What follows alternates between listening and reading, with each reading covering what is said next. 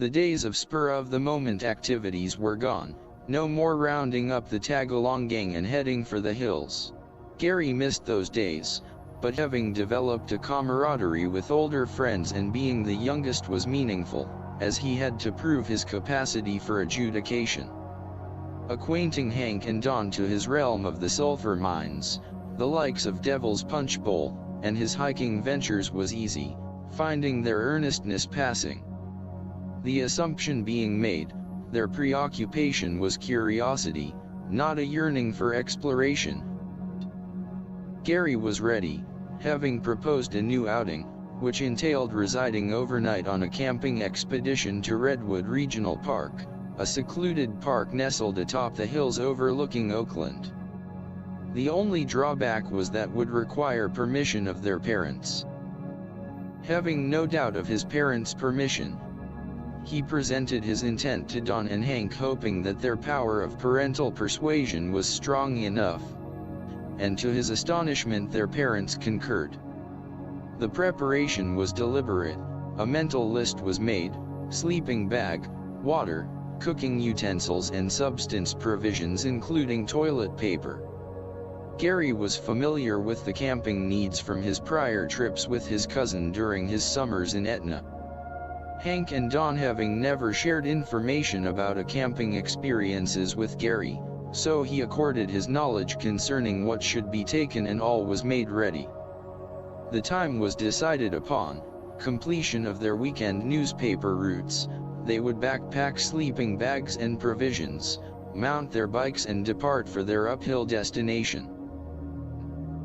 The 3-mile northwest ride on Mountain Boulevard was insipid to Gary, having traveled this artery many times before to the sulfur mines. He did wonder about Hank and Don, as they were not known to venture in this foothill domain. Reaching the junction of Redwood Road, they proceeded up the 2-mile of winding asphalt byway, having to walk their bikes part of the time on this uphill journey. Once reaching the summit, crossing Skyline Boulevard, the group continued on the now descending Redwood Road, soon discovering one of the portal entries to Redwood Park. The three youths entering, seeking a camping area to spend the night. They continued on the marked pathways and trails searching for a remote area, wanting an isolated campsite, but not one on public display.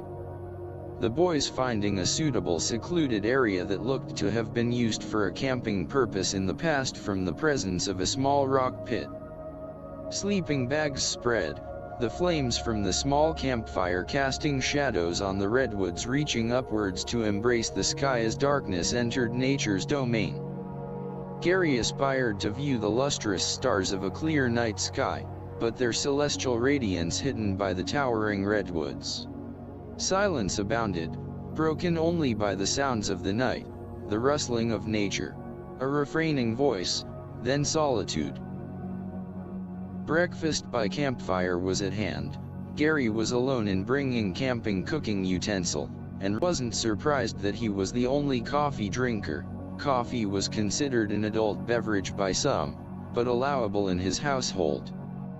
Breaking camp, the group held a discussion before descending on their long steep downhill journey, having heard stories of bicyclists losing their brakes going down the 2-mile grade of Redwood Road in a disastrous ending. A decision was made to stop halfway down the curving grade and check the brakes for overheating. Redwood Road wasn't as steep as the familiar 82nd or 73rd Avenue, and the journey down Redwood Road was uneventful. The three acquainting the wayward Mountain Boulevard. The overnight experience was impressionable to the young teenagers, the boys realizing it was the first time they were allowed to spend a night without accessible adult supervision. Gary reasoned, parental trust is an Acclivous goal, and sometimes not realized.